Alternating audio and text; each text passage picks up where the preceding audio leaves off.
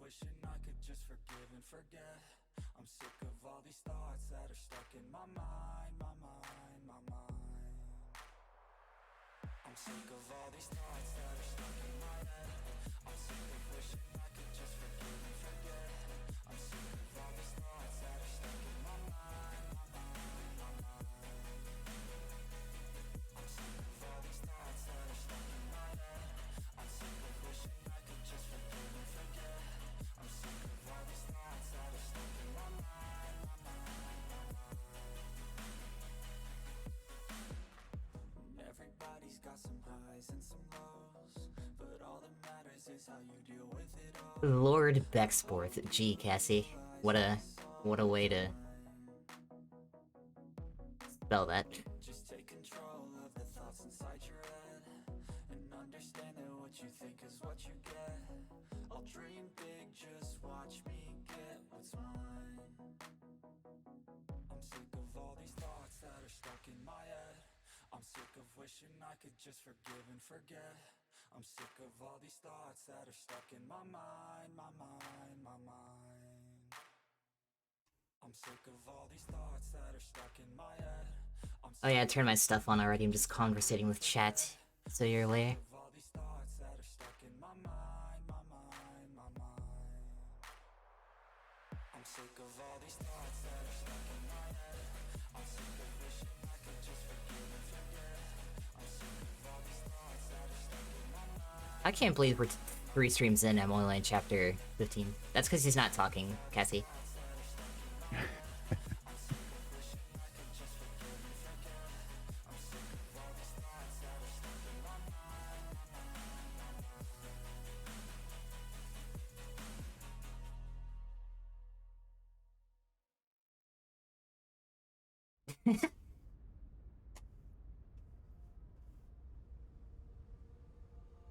All the roads we travel, the journey of our lives.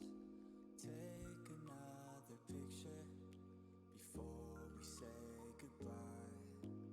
Arm in arm we're standing side by side. Memories fade but legends never die. One last time, let's live for something. I can feel my blood, it's rushing. Let's see. Goodbye, we'll be back someday, and we will find our own way. Take control of our fate, and like a car with no brakes, crash and learn, make mistakes, and we'll be back. It started on my side in about 3 minutes.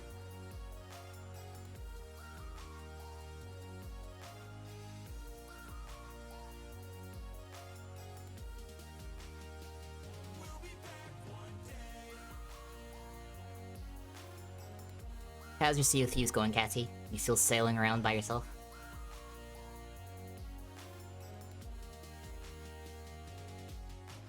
I don't ever really wanna hold back. I got dreams when I go fast. Know this energy's here to last. Not a glass half full, overflow that. Gotta keep your eyes up on the prize. Only got one life, so it's worth a try. To find what makes you feel alive. That's the only way to live it right. And now we're all doing our own things, but I'll never forget our glory days. My mind is full of the memories, yeah. And I'll never forget what they meant to me. Don't worry, we'll be back one day to celebrate our glory days.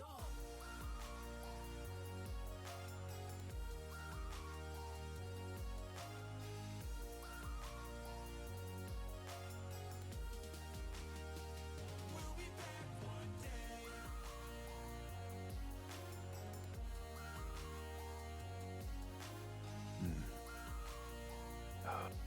Yes, quite, indeed.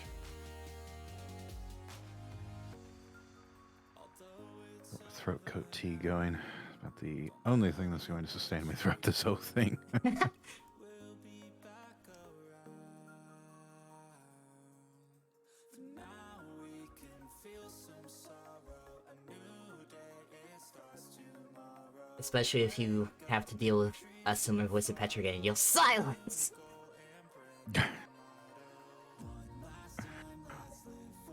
I have to ask, are we going to run into anything like that tonight?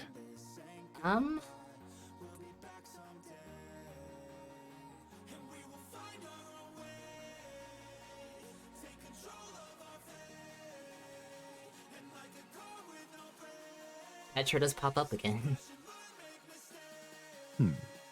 But he doesn't seem to yell.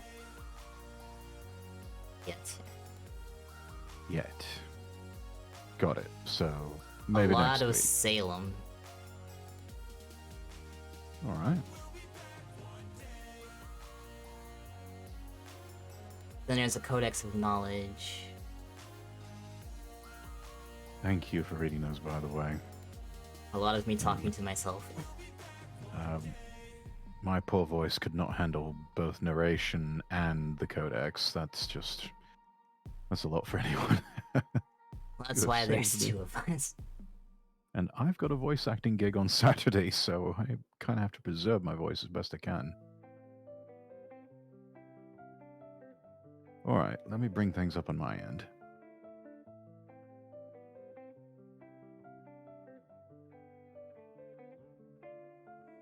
There's too much that's going on, I don't know what to do. Paralyzed by options in this world, can't pick and choose. Yeah, everybody's life is on display, including you. Yeah, I feel every day is just the same, stuck in a loop. I need some variety. From Castle Rexworth and the Rexworth Estates, I bid you good morning, good afternoon, good evening, wherever you are and whenever you are. My name is Rexworth, Lord Rexworth, and I'm joined tonight by Zoe the Demon Fox. We are going to be continuing our weekly reading, ASMR, of her book, The Realm, A Tale of Blood and Souls. Zoe, how are you tonight? I'm doing pretty good. How about yourself? I'm doing all right. Excited to see what happens next here.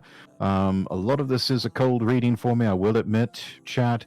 So I have no idea what's going to happen next, and so a lot of my reactions and a lot of my sort of voice acting parts that I put into it have been completely ad-libbed, as we saw last week with the out of nowhere yelling of silence, which is now a redeem on my channel.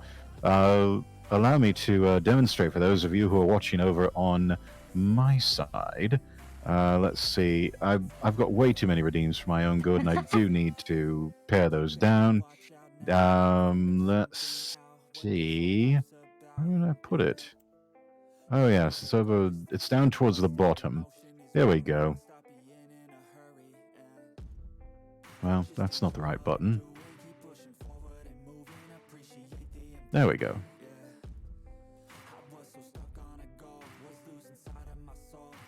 Lovely. So yes, that's available. That is available for 300 for 300 nobility points to all followers and subscribers. So, right, we are about. I'm looking at our page count here. We've got about just over 200 pages here. We're only on chapter 15 out of 70, so it's going to be a long road. Well, looking at the page count, I mean, it would appear that we're about 1/4 of the way through. That's the way I like to look at it, anyway. That's fair. So, I mean, we're making good progress. This is just our 3rd week, and we're 1/4 of the way through, and we'll probably be maybe another 1/8 there. So, nearly. I think this week and next week we could, we'll probably be halfway through this, yeah.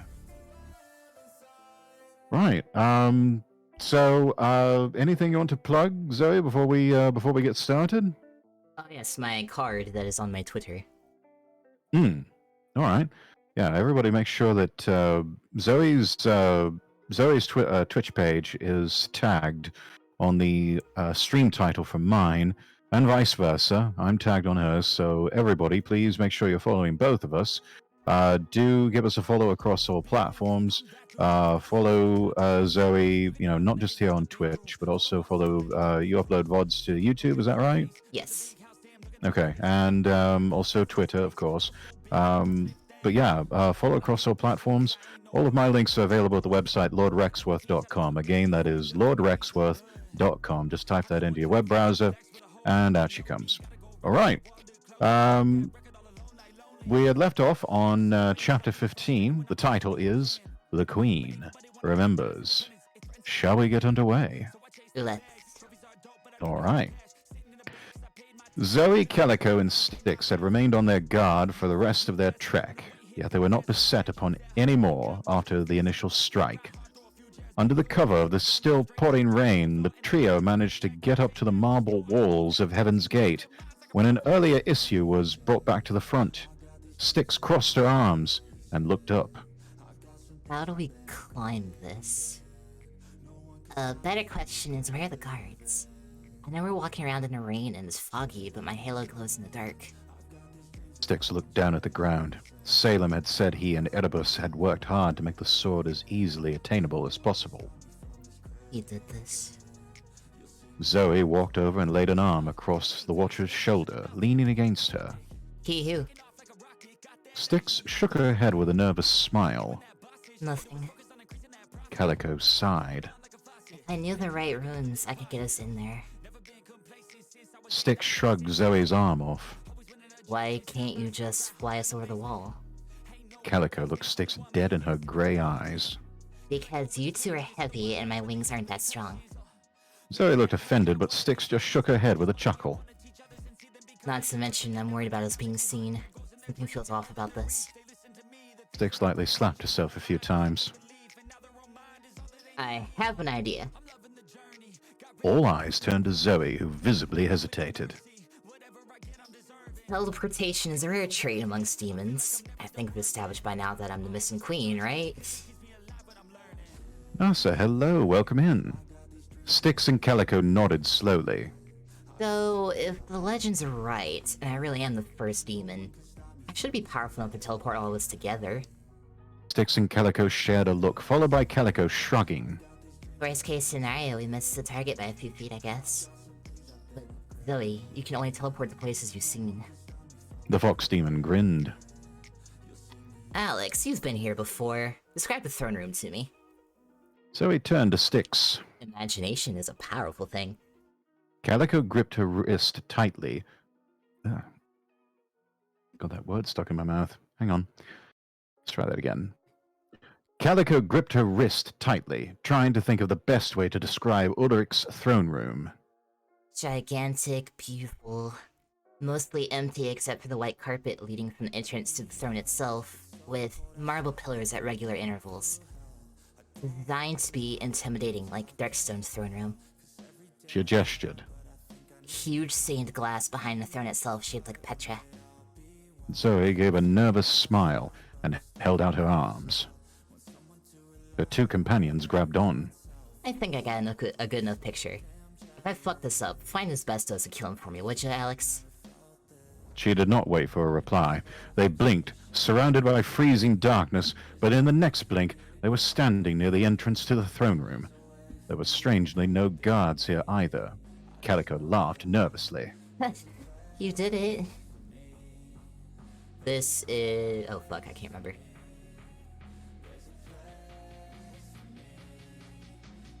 Random guard? Oh, Koraf. Yeah, that's Koraf. Okay. That will be far enough. Zoe's smile turned to a frown, and she spun round to face the throne. We're having a moment here, asshole. Not every day that... She stopped. Alderic stood in front of his throne, a dark blade gripped in one hand and a faintly glowing one in the other, an angelic blade. In front of him, and slightly to the side, stood a 7-foot-tall soldier, armored head to toe. Grasped idly was a poleaxe, ornate, yet demonic in design. Zoe squinted for a moment before her eyes widened. You're a Garanite. What are you doing here, Volt? Silence, demon! Zoe started to walk forward, manifesting her sword. That's no way to speak to your god, pal. The soldier got into a battle stance. You are not my god, demon! Zoe stopped walking.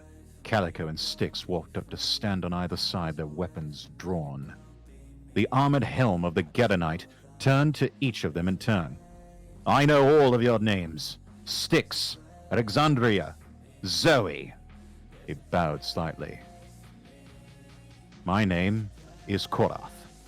I serve the Ordos, and I've been tasked to protect the High King. You will go no further. Zoe gave a smug grin. This is terrible time, but I have to like run downstairs really fast. That's all right. We can take a short break here. I'll be quick. Okay. Let me just highlight where we are so I don't lose my place chat. Because we have several paragraphs on one page.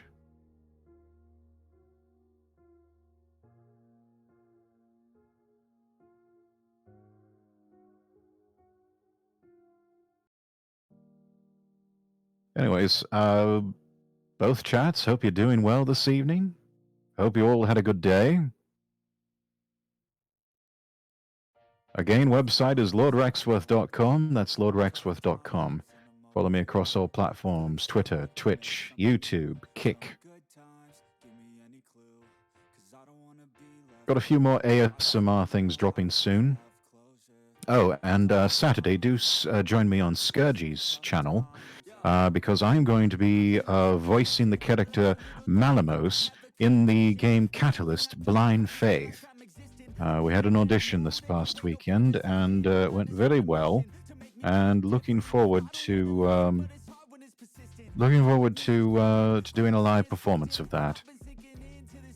Also, quite pleased to report that Just Right Studios, the creator of Catalyst Blind Faith, has agreed to join the indie video game festival that Project Astadia is hosting, called the Pixel Paradise Festival. Details on that coming soon, but exciting times in the world of his lordship.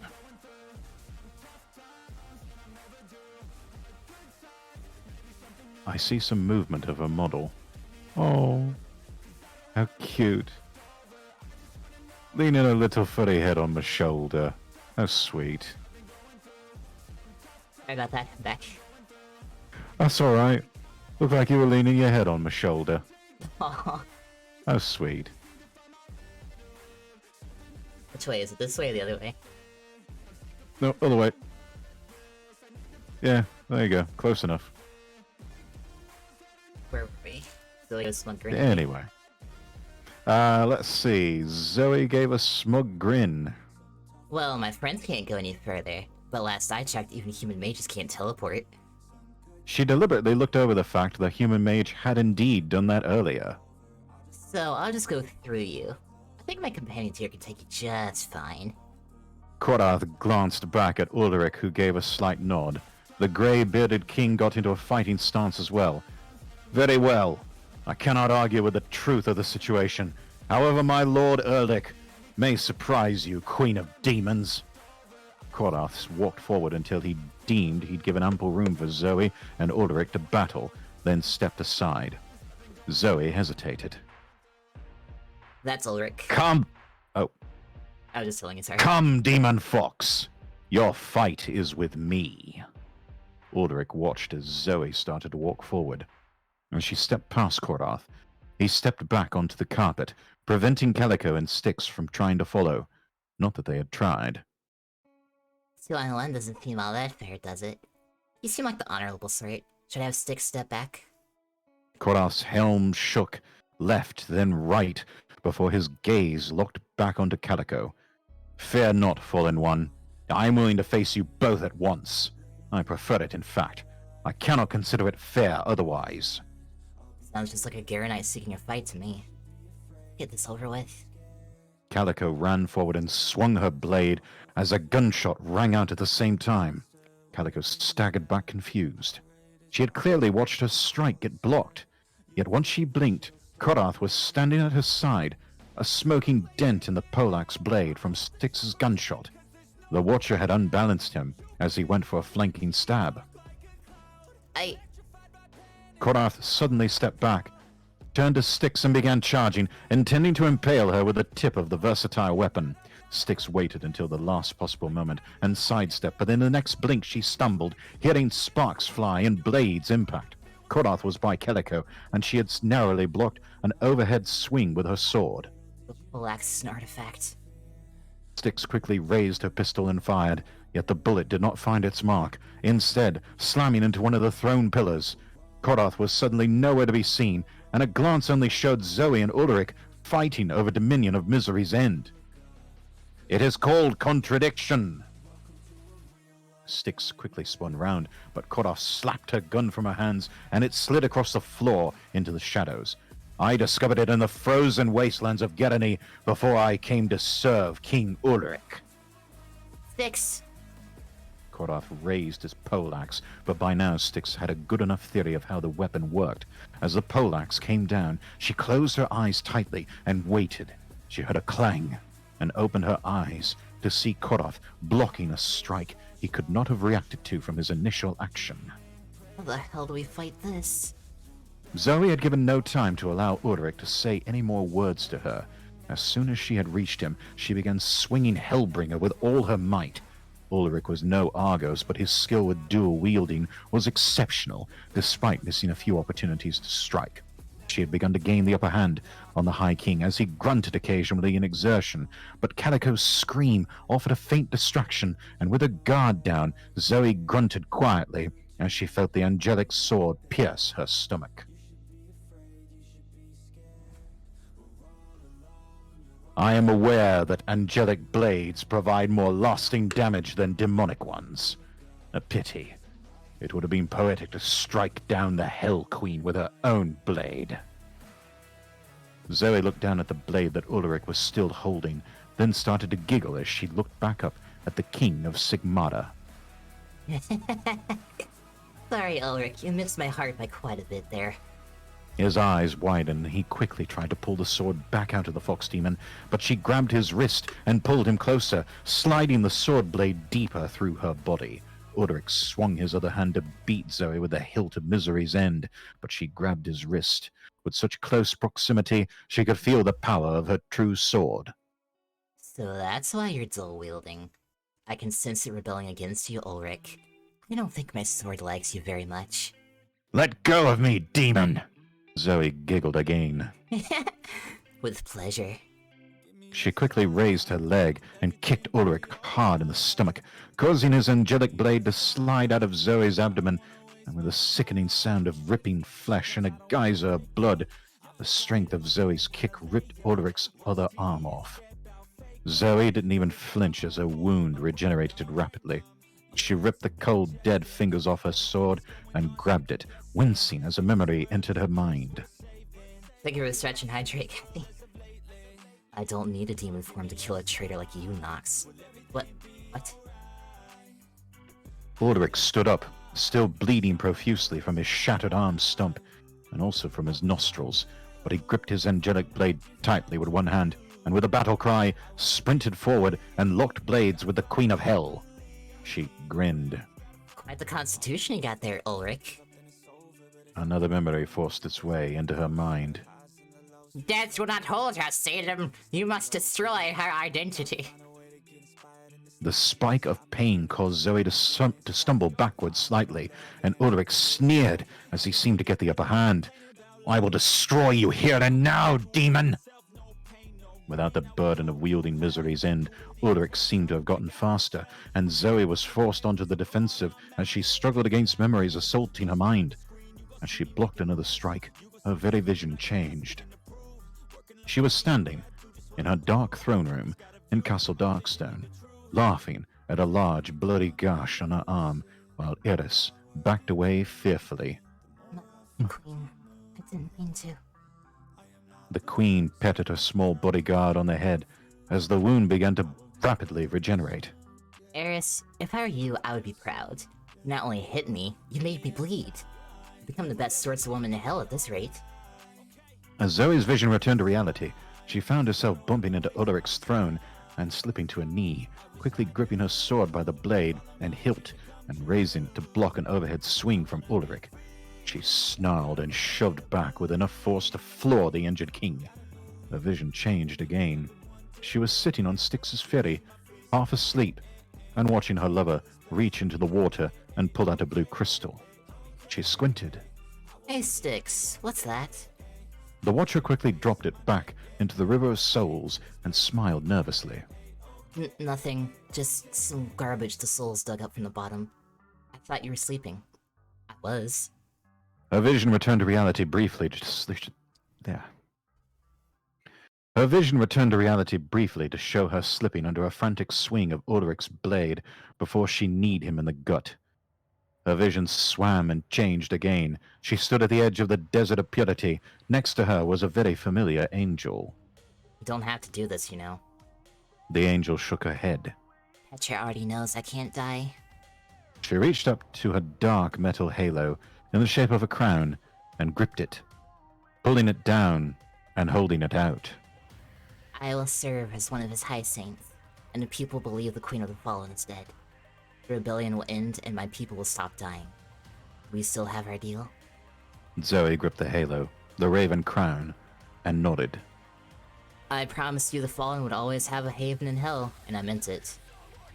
Good luck, Alexandria, Calico.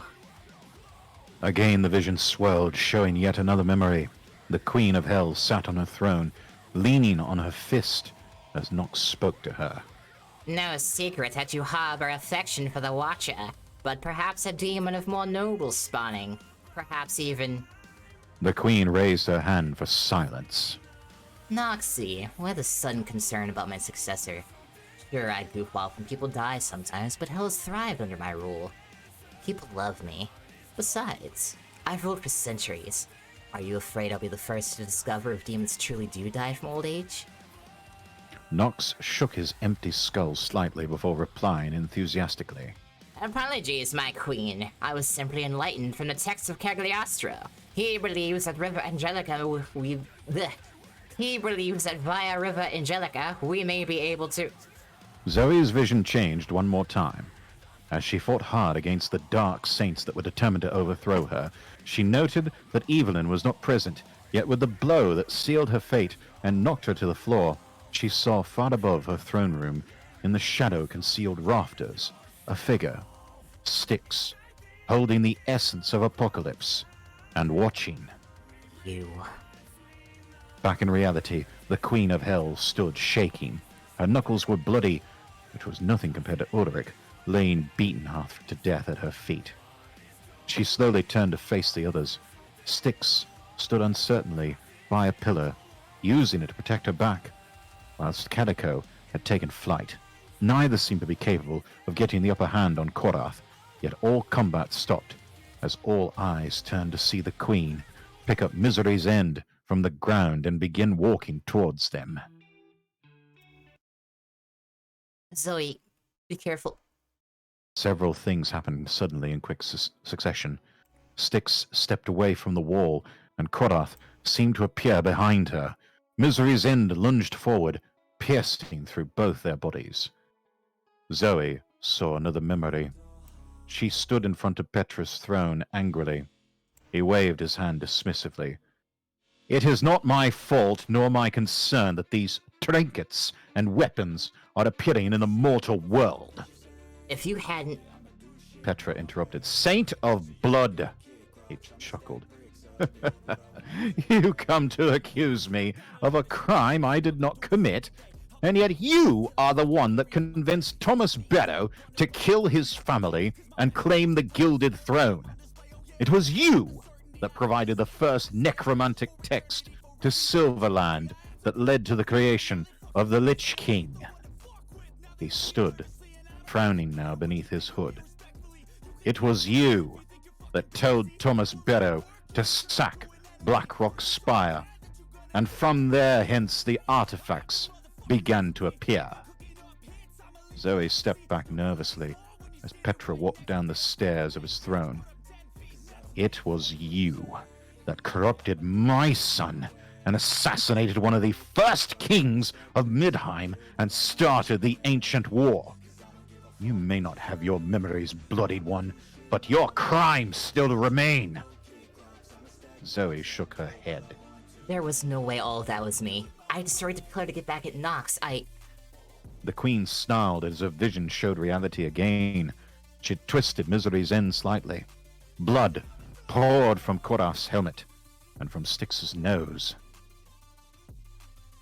Zoe, by the obsidian throne, what have you done? Calico started to run over, but Styx quickly raised a weak arm.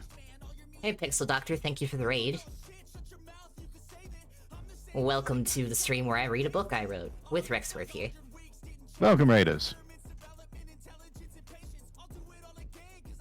And have a shout out.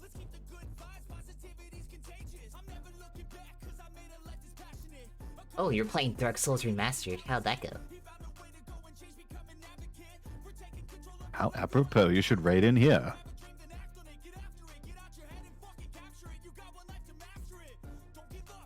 Stay back, Calico.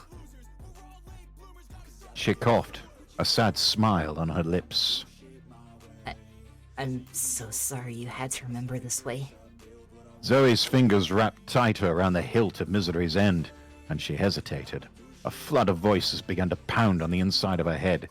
Accusations, insults, pleas, requests. Promises made and promises broken. But what rose above the cacophony was a single voice. A single memory. Why does the amulet say Saint of Blood, not Queen of Blood? Well, Queens come and go, but I like the idea the humans came up with for saints. They'll last forever, and well, you're my saint. I love you. I love you too. I love you. Zoe blinked. A tear slid down her cheek. And with a sudden heave, she ripped Misery's End out of Styx as cleanly as possible, letting the blade vanish as she caught the falling Watcher and gently slid to her knees. This isn't what I wanted. Zoe? Find the others, Calico. Get them home safely. Tell them the Queen of Hell has returned. Tell them... I'm sorry. With a red flash, she teleported with Styx. She had no idea how she remembered it, but she had managed to teleport into her old room back in Castle Darkstone. Zoe quickly laid Styx's weak body on the hell silk blankets of the enormous bed before pulling open the Watcher's cloak and pulling up her shirt. The wound had stopped bleeding. Zoe, you are not dying on me, Styx. Tears flowed freely down the fox demon's face as she frantically but efficiently searched her quarters, coming across a dusty chest. Opening it, revealed it to be filled with warpstone. With surprising efficiency, she found a few purple warpstones and ripped the bottom of the blankets, returning to Styx and crushing the stones before wrapping the fragments tightly against the wound. Styx closed her eyes tightly for a moment, until the pain of having the fragments pressed against her wound cleared. I'm gonna go find us some food. It's been a long day. Zoe quickly stood and started to walk out of the room. She stopped in the doorway, about to say something, then shook her head and quietly closed the door behind her as she left the room. Styx breathed slowly, occasionally gritting her teeth as her wound throbbed. After a while, she managed to pass into a fitful sleep. Chapter 16. The Soul Queen's First Servant. Despite her injuries, this was possibly the calmest week the Watcher had ever had. She had no way of knowing what was going on outside of Darkstone's walls, as Zoe refused to tell her, instead focusing entirely on Styx. The fallen queen stayed by Styx's side constantly, and when she wasn't there, she was cleaning up the castle. Due to the lack of visitors, it was unlikely that others even knew they were there. As Solaris lit up the realm of hell on another slow day, Styx was roused from a fitful slumber by a voice.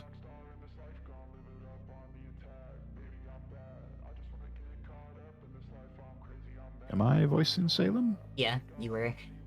Oh, right. Remind me again. Salem's... Beaming know-it-all. Oh, right. Okay. I did not expect her to try to kill you. But other than that, she's exceeded my expectations.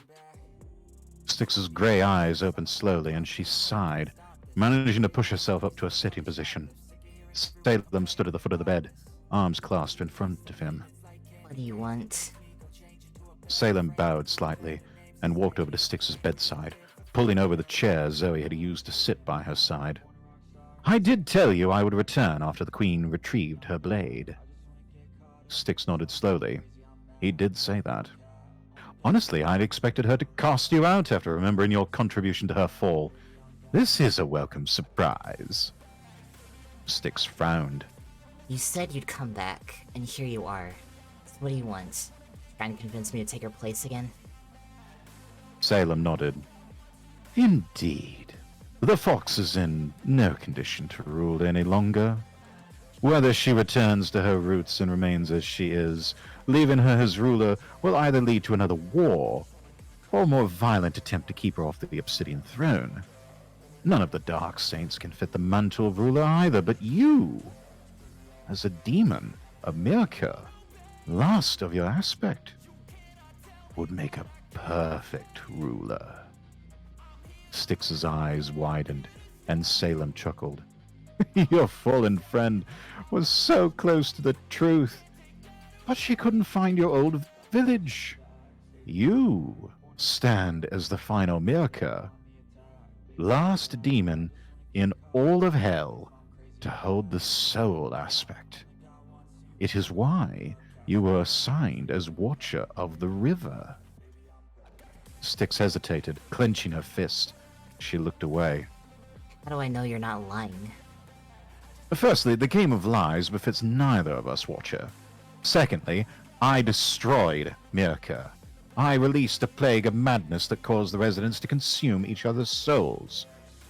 It seems that besides you, one survived. You ask how I could dare claim you hold the soul aspect? Simple. He pointed at Styx's hand. You command the soul flame. You were assaulted by the survivor, and in your panic, you used your powers, erasing his soul. In addition, you feel at ease when the river is full, do you not?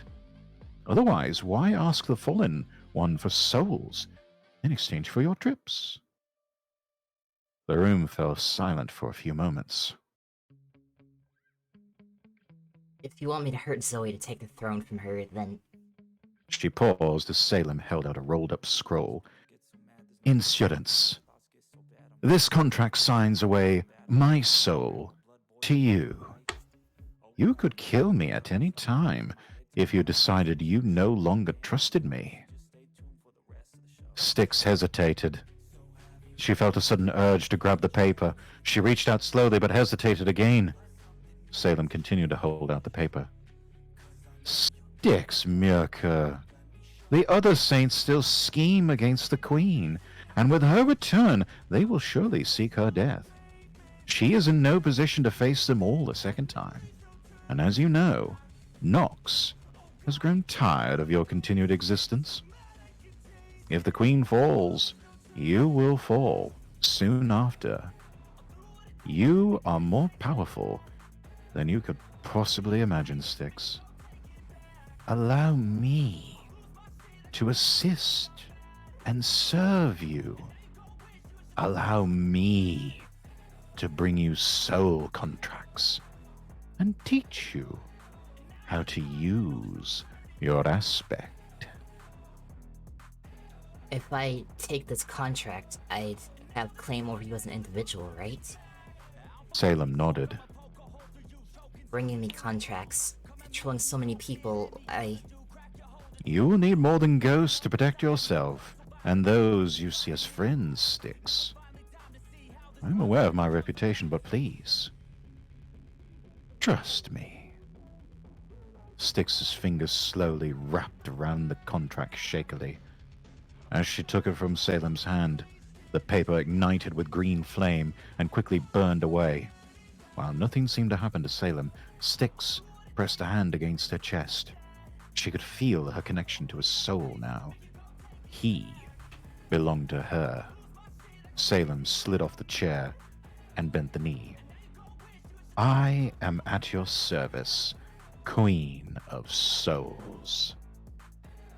Styx gripped the blankets tightly for a moment. She had sort of expected a more dominating type of control, but she could easily tell Salem was still acting of his own free will. She wondered. I see the glint in your eye, my queen. What is it you desire? Styx clenched her eye shut tightly and relented. She wanted to test something. Bring me the soul of Grimnir Frostspike. A simple frost aspect demon that lived out alone in the Blight Glades. If anything somehow went horribly wrong, he would be far out of the way. Living or dead, Your Grace. Styx looked unconcerned. Living? I don't want you going around hurting people in my name, Salem. He raised his hands placatingly. A joke, my queen, I apologize. It will take me some time to convince Grimnir to part with his soul, but do not worry. I will not appear at an inopportune time. Salem melted onto the floor, leaving Styx breathing heavily. Evil and suspicions, Nox's blatant admittance of her identity, even Salem's words, none of it had felt real until she took his soul. And now that she had, a part of her wondered just how many she could get. Another realized, in slight fear, just how easily she had taken to allowing Salem to refer to her as Queen. She laid down, pulling the blanket over her head. Raven, welcome into chat.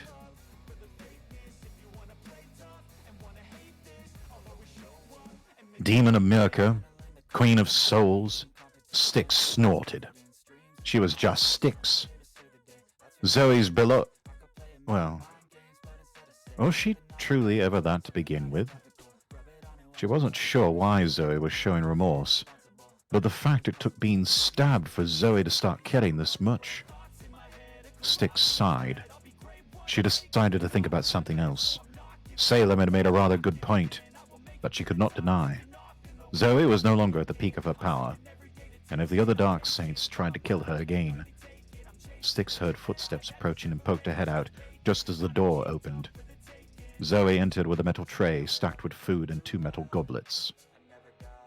I snuck out of the castle and picked up some supplies in Hell's Gate. I figured tonight we'll have a little feast.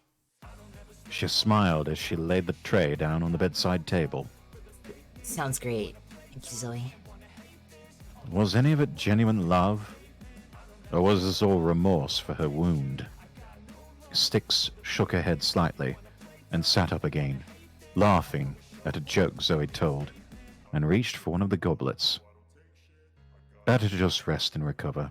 She'd think about it later, and would see what happened when Salem returned with a soul contract. What you think so far? It's good. It's getting interesting. It's getting very interesting. Anything stick out to you? These little twists and turns and, yeah, it's, little bits of, you know, all these secret contracts and, cloak and dagger stuff and betrayal. It's just, it's all good. It's all really good. And I'm enjoying playing Salem. He's a mischievous one. Salem's actually one of my favorite characters in this book. I hope I'm getting the voice right. I don't know how I approached him last week, but this week I don't know. I approached him as more, I guess, serpentine and snake-like. Honestly, I'm taking a lot of inspiration from Andrew Robinson's portrayal of Elam Geddick from Star Trek Deep Space Nine. I always thought he was like one of the perfect sort of like anti-villain characters. Salem is like... his whole shtick is making people crazy, but he is a lot better at scheming than Erebus is, and she's the one that's supposed to be good at it, because she's the Dark Saint's deception. Hmm. But how am I doing with the betrayal so far? Is it good? Pretty good, yeah. Alright. We'll keep working on it. I would say pull off the Serpentine a little bit, because he's pretty nice to Styx. Okay. He's trying to get her to trust him.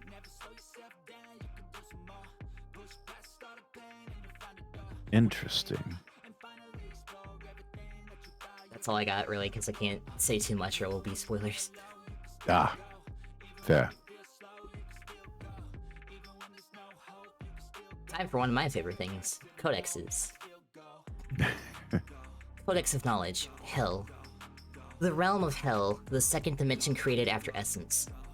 Hell's regions exist as twisted mockeries of the mortal realm, and the entire dimension seems to exist within a gigantic cavern of which no one has found the walls. As with Heaven, Hell has not been entirely mapped out, yet like Heaven, contains 9 regions. The Blight Glades. The twisted meadows and sloping hills of the Blight Glades could fool many to thinking they are some corrupted version of Silverland. The grass is grey and struggles to stand. The trees are sickly green with yellow leaves, and dotted around the region are prosperous demon villages. The Glades have their own twisted beauty, and also exist as an origin point for all 3 of Hell's primary realm-spanning rivers, Demonica, Sapphire, and the River of Souls. While the rivers run parallel in some areas, they primarily are far from each other, winding around Hell until uniting again at the Black Port of Hell's Gate. The Eternal Forest. Before the Dark Kingdom was established, the forest was small, and existed as a part of the Blight Glades, but over the centuries, it began to spread throughout Hell, only kept at bay by Demonica and the River of Souls, one of which acts as a border, the other cutting straight through. Through some sort of sentience or erosion, despite only blocking one end of the region, the forest almost seems to fear the rivers, and its spread does not cross them. The Eternal Forest contains the largest variety of hellish trees, lightwood, darkwood, saltwood, and many others, and due to its rapid growth, is an infinite source of one of Hell's primary building materials, that being darkwood. The Eternal Forest is home to many ruined settlements, outlaws on the run from authority and monstrous beasts that put the Dark Fauna of Garany to shame. Many legends surround that the Eternal Forest is itself a gigantic but naturally made altar, of which dream demons are born. The Sapphire Ocean. On the northeastern end of the Eternal Forest lies the Sapphire Ocean, a beautiful sea that shimmers with hellish coral and colorful fish below its majestic blue waters. In addition to being a buffer to stop the spread of the Eternal Forest, many coastal cities dot its edges, and is one of the places Demonica flows close by of, allowing transfer between the 2 bodies of water. Molisco. While not technically a region, Molisco is still a major location on all official maps as the 2nd largest city in Hell. It is also a refuge and haven of Fallen, and boasts the highest population of Fallen in the entirety of Hell. While their numbers are small, some pure angels also dwell within the settlement, and it was also here that Lilith, the Dark Saint of Desire, was born. Molisco sits on the coast of the Sapphire Ocean, and sometimes at night, one can see Hell's Gate and Darkstone Castle, far across the ocean on the other side of the Warpstone Quarries. The Warpstone Quarries. While named as such, the Warpstone Quarries are known for far more than Warpstone. The region contains seemingly infinite sources of dark ore, the hellish versions of mortal ores, ranging from iron and marble to gold and diamonds. The region is smaller than all other regions of Hell, and sits within a somewhat rocky area on the far end of the Sapphire Ocean, away from the Eternal Forest. Hell's Gate. Both a region and a city, Hell's Gate as a city sits atop a cliff that overlooks the 7th region, the Magma Plains. Hell's Gate is the capital of the Dark Kingdom, and its namesake region contains the largest amount of demonic settlements and some smaller fallen havens. The rivers of Demonica, Sapphire, and Souls all meet at the city itself at the infamous Blackport. The Magma Plains. Up to this point, excluding the Rocky Quarry region, every region has contained various shades of grass ranging from grey and dying to a sickly but vibrant green. And all regions can be mistaken for locations in the mortal realm, if not looked at too closely. Yet the Magma Plains are more akin to the stereotype most humans hold for Hell. Beneath the cliff of Hell's Gate begins the gigantic flatlands dotted with fissures and pools of magma. Small volcanoes erupt every few days, and the region's shattered terrain is unstable at the best of times. The region's gains outweigh the risks in some cases, as it is the only place that dark obsidian can be mined. And while the demons are resistant to flames, not even fire aspect demons are totally immune to the danger that pure magma and cascading lava can pose. The Outer Circle. Sapphire turns its back on its sister rivers here, circling back on a long journey to flow back into the Sapphire Ocean, splitting off into inlets that eventually find themselves back in the glades, keeping Sapphire in a closed flow loop. Demonica and the River of Souls plow onward, taking their own routes through a wild but beautiful region that seems to combine traits of all other regions. Lava geysers, beautiful forests, plains of grass and fire, sloping hills. Despite the vast size of the region, it boasts only one inhabitant, the Watcher of the River of Souls, who lives in a cabin near the Soul Falls, a reverse waterfall that carries the River of Souls up a magically unscalable cliff and into the final mapped region. the Stormlands. While the only known way to truly reach this land is via the Soul Falls, it is rumored that the Stormlands surround the entirety of the mapped regions of Hell. The Stormlands are entirely unique in that they are the only region with clouds. Clouds that keep the land under constant and violent thunderstorm. The light of Lunaris Solaris cannot reach the Stormlands, likely due to how far away the region is and the mountains that protect it from the rest of Hell.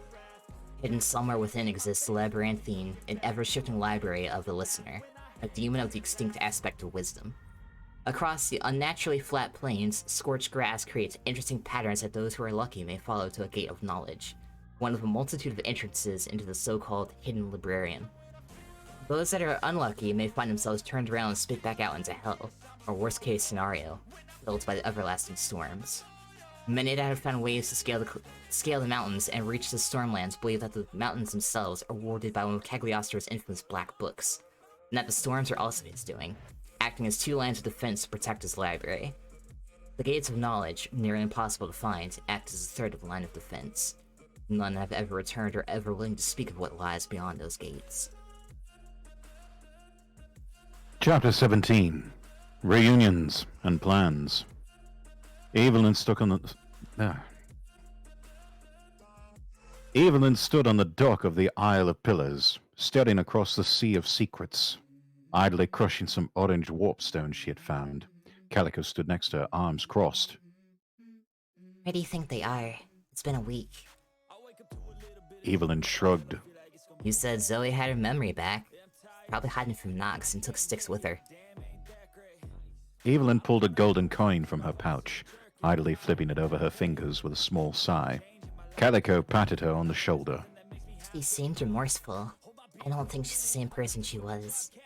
Evelyn shook her head slightly. That won't stop the other Dark Saints from trying to overthrow her again.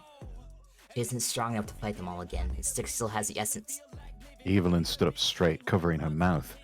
Boots thunked on the wooden deck, and both Fallen looked over to see Da Vinci. The inventor raised an eyebrow. Always wondered who stole it. Knew she'd been part of Nox's cube, I wasn't sure what her purpose was. Calico jerked her eyes toward Evelyn, but the inventor shrugged. She already knows. Da Vinci chuckled. Turns out Eve knows how to read the rune on my eye patch. I turned Russian, fuck. Da Vinci tapped her eye cover. The rune? Evelyn slapped Calico on the back with a smirk. Just because you can't read demonic to save your life doesn't mean I can't. Da Vinci cleared her throat and kicked idly at the dock. We have bigger problems right now than what will happen to Zoe. The inventor looked out across the ocean, her arms crossed. You both already know that I'm the speaker, and also lived in Ferris for a time. I wrote 3 black books, and one of them is hidden there. King Zacharias has been looking for it for a long time, but once he learns where I am, he'll come for me and my other one. Calico slide up there. Calico sighed. Let me guess. All this could have been avoided if Asbestos hadn't sent an expedition to Ferris. I can't claim to know what he's playing at. Evelyn stared at Da Vinci for a few moments, then crushed a warpstone and inhaled. Ovete Hilded. As a rift tore open in reality, Da Vinci and Calico looked at it. Going somewhere. Evelyn grabbed Da Vinci's shoulder. I'm not, but you are. What? Calico hesitated. She's right. Rise misses you. I told you that myself. If something happens, you can't just keep putting it off. The rift idly pulsed, and through its mirror-like ovoid shape, Rise's shop could be seen on the other side. Evelyn raised her eyebrows as she realized Da Vinci was shaking. I can't go back. You can, Vince. You test angelic artifacts by yourself, despite being a demon and knowing it could kill you. Evelyn added on. You told me she taught you how to create things, and she gave you 2 gifts, your name and that axe in your backpack. Evelyn pointed it out, sitting in its holster. On the backpack, Da Vinci rarely took off. What's worse, burning yourself day in, day out, or speaking to a close friend you haven't seen in God of nothing knows how long? Da Vinci clenched her fists at her sides, looking down. I don't want to go alone. Evelyn smiled. And you said you're going alone. I'm going to Darkstone anyway to see if that's where Zoe's hiding out. Calico hesitated for a moment. I have some business in hell as well. There's a friend of my own I want to see. Da Vinci took a deep breath. If you're sure. She exhaled and stepped through the rift.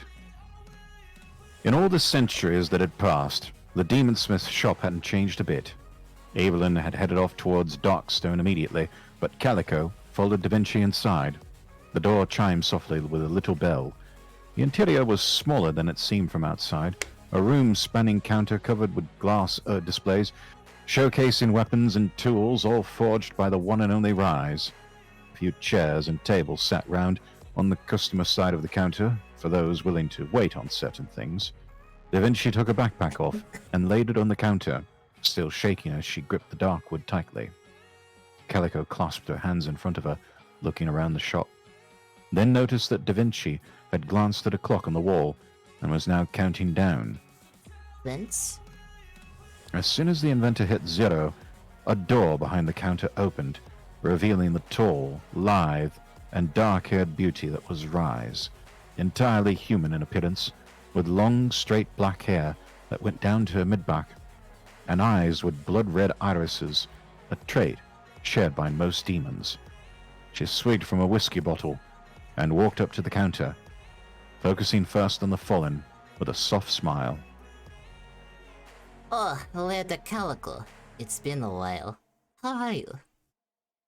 I've been well, thank you. I brought someone to see you. Who? It was then Rise noticed the nervously shuddering figure seemingly attached to her counter. Her eyes widened. Check. Calico bowed with a small smile and left the store silently. Rise vaulted over the counter and wrapped Da Vinci in a tight hug. It's been so long, Jackie. I've missed you so much. Da Vinci slowly wrapped her arms around the Demonsmith. I'm so sorry about Ferris. I didn't know any of that would happen. And for how I said goodbye, I'd been drinking too much. I didn't mean to... She was interrupted by the one-eyed demon's lips pressing against her own, her face filled with shock. Da Vinci pulled away and looked off to the side. Back then, I wasn't sure of what I wanted, Rise. I hadn't truly discovered myself. She looked back into Rise's eyes. I think this may be something I want, though. I want to try at least. A tear slid down Rise's cheek, and she smiled slightly. How about we start out small, then? Like when I taught you how to invent. She held out her hand, which Da Vinci hesitantly took. Let's start with this. Rise began to pull Da Vinci to the back, and together they entered the back of the shop. It was just like Da Vinci remembered. Rise's workshop was a beautiful combination of arcane devices and dark machinery. Various mechanisms and contraptions, molded metals and alloys, innumerable pipelines lined the ceiling. Moving liquid ores and magma was pumped in from deep below ground to keep a pair of gigantic furnaces alight. A seemingly bottomless pile of warp stone from a large closed-in box was fed via conveyor belt into several crushing machines. An iron pylon stood high, electricity arcing rapidly between them, keeping the automated workshop powered. You certainly earned your title, Architect. Rise blushed. You said that when we first met, too. Your workshop is just as amazing as it was back then, too. The architect pulled Da Vinci over to a smaller room to the side, smaller and more docile compared to the loud churning machinery of the workshop. Magical wards on the connecting walls dampened the sound, and a few work tables held weapons in various states of completion, some not fully forged, some with runes still being painstakingly etched in. Another doorway led from this smaller workshop into Rise's sleeping quarters. Rise let go of Da Vinci's hand and vanished into the dorm for a moment, coming back with a brown leatherback book and laid it on a table. I kept your codex safe. Wait, fuck. I kept your codex safe, like you asked. I hope you don't mind if I've continued trying to copy your style a little. Da Vinci smiled. Maybe it's my turn to play teacher then. Show me some of the stuff you've made from my style. As Solaris lit up the dark realm on a new day, Zoe carried Styx down to the castle's library and laid her in a comfy red chair facing the fireplace. How you feeling? Styx pressed a hand to the wound and felt only the smallest bit of pain. She smiled a little. Feels a lot better. She looked up at Zoe. Hey, what are you going to do while I lounge around reading? Zoe shrugged. I asked Rise to work on something for me a couple days ago, so I'm gonna go check on her progress. After that, She stared into the fire. I'm gonna break into the crypt and recover an artifact. Styx hesitated. Did one of your memories tell you about an important one? Breaking into the guild doesn't seem smart. Zoe manifested both Misery's End and Hellbringer, shouldering both with a grin. I've got 2 sword sticks. I'll be fine. At Styx's horrified expression, she quickly added, I'm not gonna kill anyone. Memories or not, I still made friends there. The swords vanished. I'll break in subtly, like a vault robber. She winked. You promise? Zoe started to lean down towards Styx, then stopped, standing up straight again and hesitating, then raised a single finger skyward. By royal decree, I will be fine or I will suffer punishment as laid out by the Watcher. The Queen has spoken. She clapped her hands together once, getting some laughter out of both her and Styx. And, hey, if you're gonna walk around, be careful, okay? Styx nodded and reached for a book on the table next to her. If I put my feet anywhere, it'll be on this table. Good luck. I make my own luck. Zoe vanished with a spurt of demonic flame. Styx watched the embers rapidly dissipate. That's new. Usually there's a flash when she teleports. Styx was jolted awake by paper impacting the open book on her lap. She sat up and frowned down at Salem.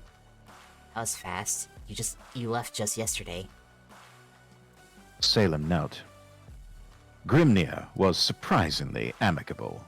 Not what I expected from a demon of his reputation, especially one with the appearance of a Gedonite. But I suppose looks can be deceiving. Styx hesitated before unfolding the contract. That was Grimnir's handwriting, all right, barely legible due to him being right-handed, but with the unfortunate disposition of having a frozen spike for a right arm. She jolted slightly as the contract ignited with green flame. She had subconsciously accepted it. Are there any specific souls you crave, my queen? Styx hesitated and glanced around the room, an excuse to not look at Salem. After a few moments, he stood up. If I may make a suggestion for you. Styx hesitated. Fine. What do you have in mind?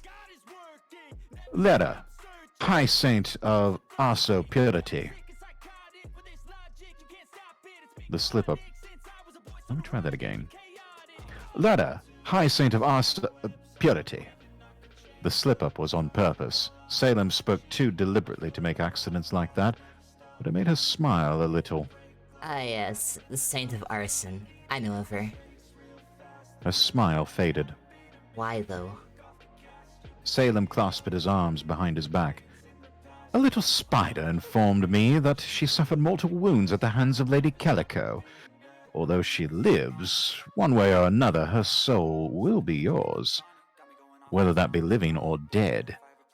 Living would be preferable. Styx's eyebrows furrowed. If she's dying, how will that help me? Simple, my queen. Once you control her soul, you can heal her. Salem, I can't even... A thought occurred to her. There is no way, even with a warpstone additive, should a wound from Misery's End have healed so quickly. She could sense Salem's smile. Try standing, my queen. Styx hesitated, but put the book on the table and gripped the chair's armrest, pushing herself effortlessly to her feet. She found that not only should she found that not only could she stand completely fine, her wound did not bother her from the effort. This is because of my powers? Indeed, my queen. Misery's End is an extremely powerful blade. Arise's craft is nothing short of masterful. A less powerful demon would have been bedridden for several months at least, yet here you stand. There's no way my aspect is as powerful. That's ridiculous. Salem nodded. Perhaps you're right. I have theorized that you've grown stronger than a normal soul demon due to the essence of Apocalypse dwelling within the River of Souls. You control the river after all. Any energy it siphons would be provided to you. However, the demons of Mirka were quite powerful on their own. Styx slowly sat back down. Were they? Do not forget, I met them, my queen. They were quite powerful. Yet I can say a straight fact, you are far stronger than any of them. Now then, do you permit me to bring you the soul of the Saint of Purity? Styx's thoughts fell into heavy conflict, but she nodded slightly. She looked away from him. Oh, that's actually supposed to be your line. Where? Is it? No. No? No, that's my line. Sorry. Do not forget that you have my soul, Styx. The softer tone surprised her, and she turned back to Salem. You both know if you ever thought I was lying, you could destroy me easily. You know I am right, and that I do truly seek to help you. One day, you will be strong enough to acquire souls on your own, and I will serve you loyally until you no longer need me. Styx startled slightly, hearing footsteps approaching the library, but Salem ignored it. I will return soon enough, my queen. May our souls endure and deny all invitations to the river of death. She could sense a mischievous smirk as Salem melted into the ground. That was her phrase. The library door opened and Styx heard the sound of crushed warpstone fragments tinkling off the floor. Guess she is hiding here. Fire's lit. Styx stood up and turned around nervously, holding her arm. Evelyn gasped and quickly ran over to hug the Watcher. Styx, we've been wondering where you were. How are you? I'm alright. Styx laughed nervously. While she was happy to see her friend, she was worried just how much she was looking forward to laying claim to Leda's soul. She returned Evelyn's hug, another thought entering her mind. Why couldn't Zoe hug her like this? Chapter 18. A Puppet Without Strings. Several days passed uneventfully across all three realms. The quiet was deafening, and yet the spy masters of the various factions at play could find nothing to report on. The air felt about to burst. Deep below the slum district of Hell's Gate, Salem entered the council room of the Dark Saints. Ignis and Deimos talked quietly. Oedipus sat hugging her knees in the corner, while Nox and Lilith argued back and forth about some seemingly trivial matter. Salem smirked smugly, and then walked over to his next... Salem smirked smugly, then walked over to his seat next to Nox and sat down. Silence suddenly filled the room, and all eyes turned to the Saint of Madness as he clasped his hands together on the table, twiddling his thumbs, raising an interested eyebrow beneath his hat.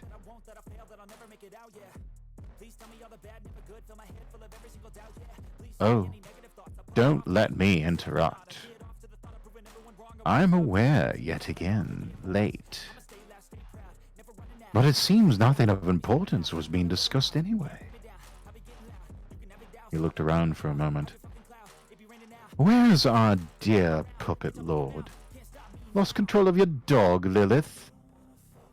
The bat-winged angel scoffed. You were done Lilith last time. Oh, did I? Oh. I thought he was your dog, Salem. You should take better care of your pets. Speaking of pets, what are you up to? Salem tilted his head in confusion. Whatever do you mean? Simply asking what I did does not narrow down the list of things I have done, Lilith. I'm talking about Lara. I know you're behind it. She slammed one of the daggers onto the table, impaling the blade. I haven't the faintest idea what you're on about, Lilith. Nox sighed.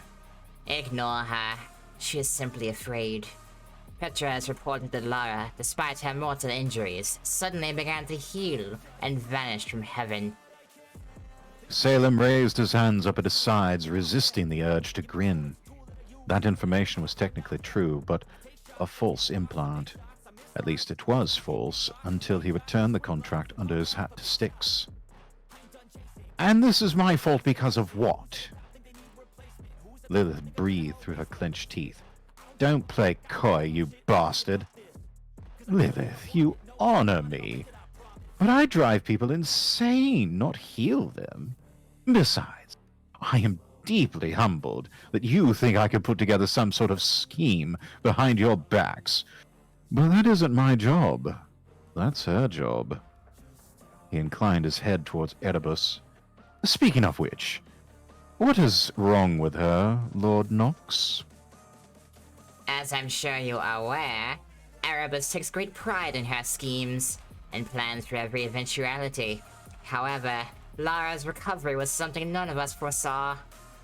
Salem rubbed his chin. Indeed, I can see where that would be an issue. Petra didn't send Argos into the dark steppes to intercept Alexandria Calico for the Saint of Arson to survive the encounter. Purity. Whatever. However, I am curious. Do explain to me how you think this is my doing?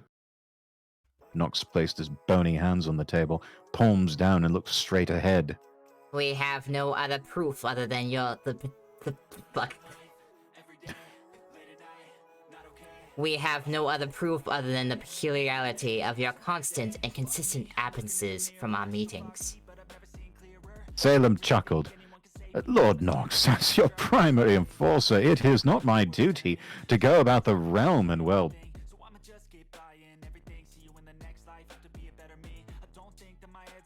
Let me try that again. Lord Nox, as your primary enforcer, is it not my duty to go about the realm and, well, enforce? Deimos and Ignis shared a look before Ignis put his flaming feet on the table. The short one has a point. Erebus made a mistake. Erebus stood up now, breathing heavily, and spoke quietly. I don't make mistakes.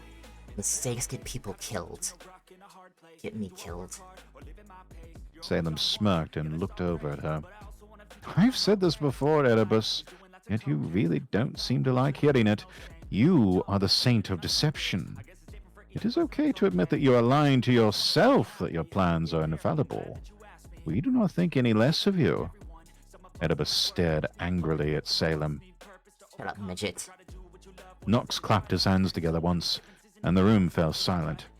Salem looked round for a moment. I truly am curious where Phobos is, Lord Nox. I sent him to Darkstone. Salem's constant aura of smugness never faded, but internally, he felt a jab at his cold heart. He had not given Phobos instructions on what to do about Styx. Why in the nine hells would you do that? Thankfully, Lilith asked the question Salem wanted answered. Think you're searching hide, Cassie? The Queen has returned, Lilith. My spies cannot locate her, so it's likely she's returned to Darkstone. I'd merely sent him to check up on the castle. Salem willed a bead of sweat to fade. If Phobos found Styx under Nox's orders, the damn scarecrow would probably try to kill her and Salem's scheme would unravel. He needed to get to the castle and intercept the puppet demon. You voiced Deimos last time. Oh. Boss. Nox looked over at Deimos. This meeting is going nowhere. Everyone is angry or suffering from failure. Oedipus gritted her teeth. You make a valid observation, Deimos. This meeting is null. Return to your duties. Nox faded into shadow. Rifts opened, wings unfurled. The room cleared out quickly. Salem melted into the ground. He had to return to Darkstone quickly, but he was too smart to return straight there. And so, he had went to Melisco to drop his tail. Lilith thought she was stealthy, but her aspect was not the same as his, and she was very poor at the game of shadows. Salem sighed. At this rate, Styx would be forced to use her powers. In a way, Nox had inadvertently helped Salem scheme, but at the same time, he had wanted to ease the Watcher into the role of a queen and help her understand her aspect. I will return to you soon, my queen. Be safe. Chapter 19. The Power of the Soul Flame. Styx wandered the hallways of Castle Darkstone by herself. The last time she'd been here was before Zoe had been overthrown. The Fox Demon had cleaned up quite a bit in the week they'd been here. But now, she'd been gone for 3 days. She did promise not to hurt anyone, so Styx assumed she was struggling to find a way into Asbestos's vault still. Styx stopped at the doorway to the library and sighed. Despite Evelyn finding her here, no one else had come to visit, and the Fallen had not returned. Styx assumed the other Dark Saints were wary of something. At some point, a bouquet of blood roses had appeared in the library, without any card or indication of who brought them. Styx leaned against the library's doorway and stared at the roaring flames in the fireplace. She squinted and felt a soft tug in her body. The flames changed into an ever-shifting form of green and purple. Styx took a step back and blinked. The flames normal again. Is that me? She exhaled softly and stepped into the library, searching the shelves for something to read. There was a loud thump nearby, like a book falling. Styx froze. Hello? After a few moments of silence, she giggled nervously, but just as she started to grab a book, there was another thump, much closer. She hesitated and could now hear ragged breathing. Evelyn? Maybe the corrupted angel was blacking out on Warpstone. Styx hesitated and pulled the book down from the shelf. A metal head covered by a burlap sack with red orb-like eyes stared at her from the other side of the bookshelf. It let out a wheezy chuckle. Styx slid the book back onto the shelf and started to walk away, trying to pretend she had not seen whatever the hell that was. She looked over her shoulder and screamed as the bookshelves began to topple, the metal and burlap puppet of Phobos crawling over them rapidly with his metal claws, his true form, an orb of pure demonic energy, in the metal cage at its center trembling with glee. Styx slid slightly and turned abruptly, running out of the library. She looked left and right, then took off down a random hallway, hearing the echoes of Phobos's wheezing laughter following behind her. Salem was beginning to get frustrated. First Melisco, then a random fissure out in the magma plains, now a small dirt road in the dark steppes of heaven. Lilith had followed him all over. Enough was enough. His dark vision was better than hers. Salem slipped behind a tree, and over the din of the ever-falling rain, he heard Lilith start running to try to catch up. As soon as she began to pass, Salem pulled a dagger and impaled it through the back of her knee, bringing her down. From there, he shoved her onto her back and impaled the dagger through one of her arms, pinning it to the ground and holding down the other with his own strength. Lilith started to scream until Salem held her jaw closed. Do you not have anything better to do, Saint of Desire? Unless, of course, your current desire is trying my patience. He let go of her jaw to allow her to speak. Just kill me, Salem. I know you're up to something. You're trying way too hard to get away from me. Salem laughed loudly, drowning out the rain pelting his hat. You still believe I have something to do with Letta's disappearance? Surely you don't think Nox lied, and I also had something to do with Phobos. Lilith gritted her teeth and smirked. Strike me down if I'm annoying you so much, Salem. They know I'm following you. Salem was silent for a moment. He suddenly burst into laughter again, and Lilith frowned. What the hell are you laughing at? Salem wiped a tear from his eye and calmed down. Oh, Lilith, dear girl, You look far too smug when you lie. You're bad at both the game of lies and the game of shadows. If I wanted to hurt you, I'd go after your husband, Samael. Lilith's demeanor faded rapidly, replaced by fear. You wouldn't. Salem tipped his hat slightly. The other Dark Saints don't even know you're married to a pure angel, do they? Lilith clenched her fist. Salem, please don't tell them and don't hurt Sam. The Saint of Madness sat up. Quite the change of heart, eh? Salem produced a paper from beneath his hat. If you sign this, I swear that no harm will come to Samael. He pulled his dagger out of Lilith's arm, and she sat up, rubbing the regenerating wound. What's this? Sign it, and I'll tell you. Lilith hesitated before biting her finger, and with her blood, signed the paper. As promised, no harm comes to Samael, and I'll tell you of my plans. He rolled up the paper and stood, slipping it back under his hat to keep it dry. I'm collecting soul contracts for my queen. Lilith's eyes widened. Little Mirka bitch! Salem crossed his arms. Indeed! And now your soul will belong to her as well. Lilith opened her mouth to speak, then closed it again. Lilith, I harbor no discord towards you. Allow me to offer you some advice. The Queen of Hell will not retake her throne. She will be replaced by the Queen of Souls. As for you, abandon the Dark Saints. Be with your loved one. My queen will call on you when the time is right. Lilith stood up slowly. Tell me this. How long have you been planning this? Salem replied without hesitation. Ever since the fall of the Fox Demon. Hell needs a ruler, Lilith.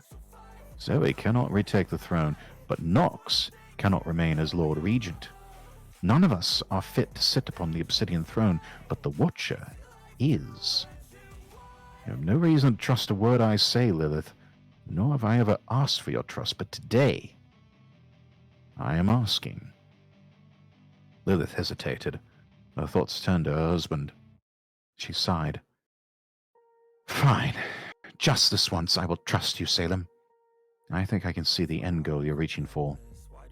I hope I'm right. You are. Salem held out his hand.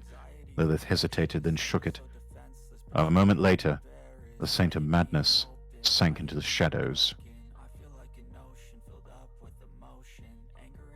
Lord Rexworth redeemed Hydrate.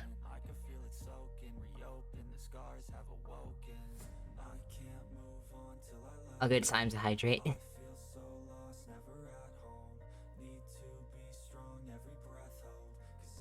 Styx found she could run surprisingly quick when being chased by a demonic puppet thing. And although she'd banged herself up a bit, it was mostly from running into walls or tripping over benches and pedestals in the hallways. Unfortunately, she'd ended up at a dead end. Styx feebly tried to grip a wall torch and yank it out, but failed. She breathed heavily and turned slowly as she heard the metal clanking and the wheezing of Phobos approaching. Phobos stopped in front of her and raised to his full height. His eyes were almost hypnotic, and the next time Styx blinked, it was no longer Phobos, but Zoe that stood in front of her. I should have killed you, traitor. Styx took a deep, shuddering breath and stood defiantly against the hallucination. The false Zoe took a step back in confusion, then stepped closer. How could I fall in love with someone as ugly and meaningless as you, lowly Watcher? Styx gasped, and without thinking, she thrust her left arm forward. It phased through Zoe, and her fingers grasped the metal cage that contained Phobos' true form. She heard a sound like sizzling flesh, even though she was grasping metal. She could feel Phobos desperately trying to pull away, inhuman screeches echoing around the hallway, but she held on tightly. She felt words come to her mind. Whatever your task, Phobos, you have failed. I revoke your invitation to the river, and you belong to me now. The screech intensified, and she heard Phobos's metal limbs battering against the walls, somehow missing her entirely. Despite his unholy strength, somehow he was unable to pull away from Styx, who held firm. The torches round her changed from their normal yellow flames to the shifting green and purple like the fireplace had been earlier, casting strange shadows on the walls. With a final agonized scream, the nightmare collapsed and Styx let go, stepping back with a gasp as Phobos shuddered violently, then collapsed in a metal and burlap heap on the ground, the demonic orb at his core shivering violently. Salem rose out of the floor a few moments later, pulling 2 contracts from his hat. "My queen," he paused, observing the chaos in front of him, the dancing multicolored flames, Phobos's crumpled body, Styx pressed against the wall, breathing heavily. Her eyes had changed, the left green, the right purple. She blinked, and they returned to gray, the flames returning to normal as well. Salem, what did I do? Salem stepped over Phobos's puppet body and gently patted Styx on the arm. "You claimed his soul, my queen. I had hoped to teach you this skill later in a more controlled environment. However, I apologize for not being here to defend you." He held out the 2 contracts he had acquired. "I am sorry you were forced to use your abilities, but you've added a new trick to your repertoire." Styx shakily reached out and accepted both contracts. As always, the papers were burnt away by green flames. Salem looked down at Phobos, pressing his foot against the caged orb. "Apologies to you as well, Phobos. I should have informed you ahead of time." He turned to Styx. "You should send him away, my queen. It would not do for the fox or the addict to find one of your servants lounging around." Styx took a shaky breath and calmed herself. She looked down at Phobos. Phobos, continue to fulfill your duties as a Dark Saint. She hesitated. But do not forget who your true master is now. The metal puppet almost immediately returned to a standing position, and with a single nod of the metal head, it stepped backwards and through an inky black shadow rift and disappeared. Salem clapped. "Bravo! You are rather good at this, all things considered." He turned and looked down the hallway, rubbing his chin. "Come, my queen. I'll help you restore any damages sustained to the castle. We can't have anyone asking too many questions." Styx hesitated for a moment and started to follow him back down the hallway. She could tell she had Lilith's soul in addition to Letta's. How did you get Lilith's soul? The same way I took Grimnir's. I told her my plans and what it is I truly desire out of making you queen. A hell free from the schemes of the saints, and a new peace for all. Styx paused for a moment, then smiled slightly.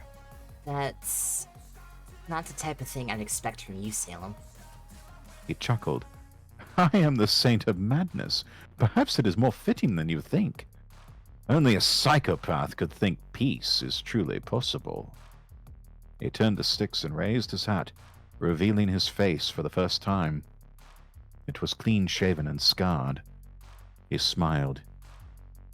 "Yet even in the deepest madness, there is always an inkling of sanity." Thank you for the stretch and hydrate again, Cassie.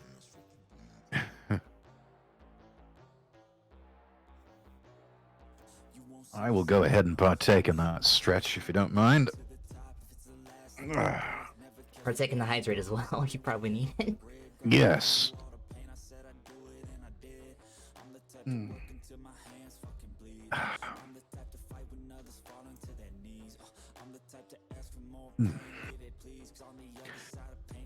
Chapter 20.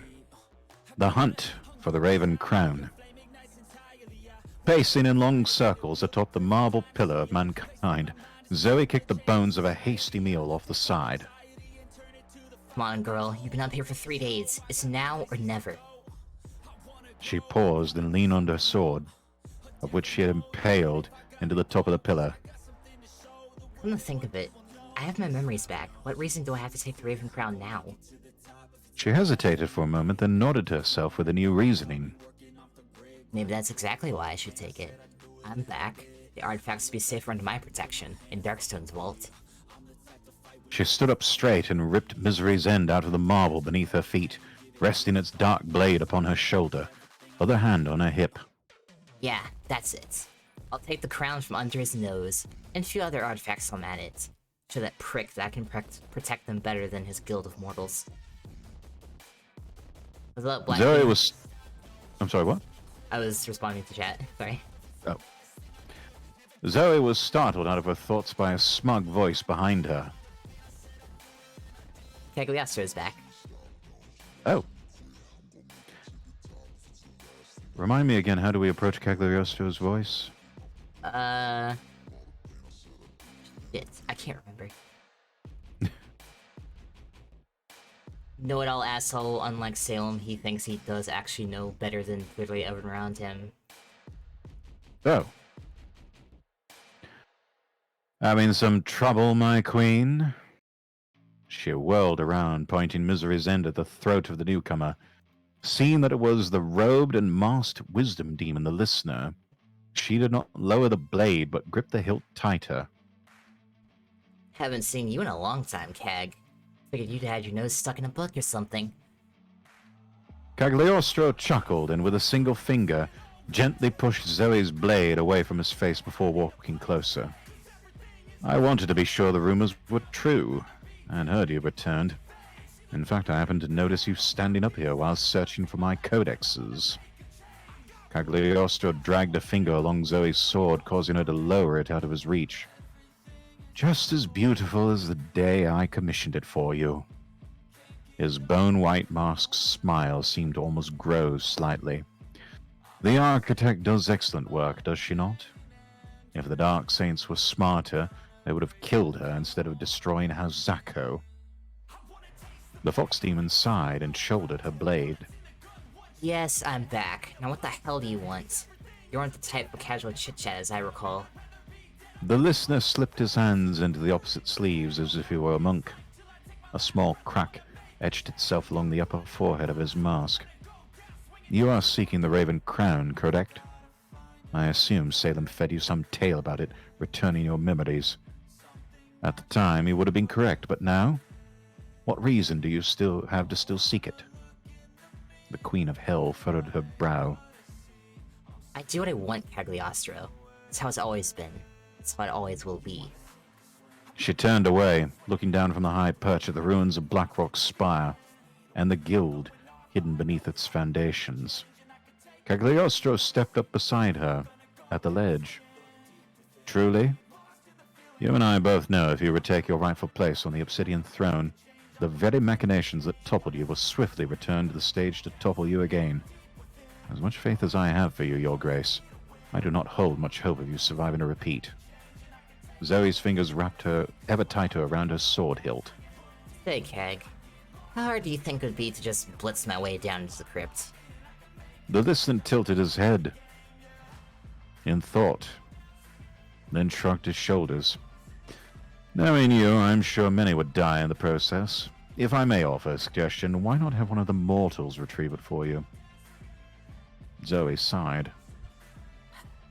And why would they willingly... And kill them afterwards. Zoe choked on a breath and whirled back towards the robed demon. What? Cagliostro chuckled. Come now, my queen. Whispering into the ears of mortals was a favorite pastime of yours. It was your soft whispers that created Silverland, after all. It was your book of death magic that started it all. Zoe looked away for a moment, then sighed. Your whispers also put Thomas Beddoe on the throne, if I do recall.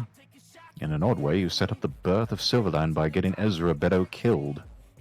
Cagliostro's mask turned towards her. My queen, I've known you long enough to know that only two things motivate you. Vengeance or boredom. If you will indulge me, I may have a way to aid you in recovering the crown. Zoe narrowed her eyes as they faced each other.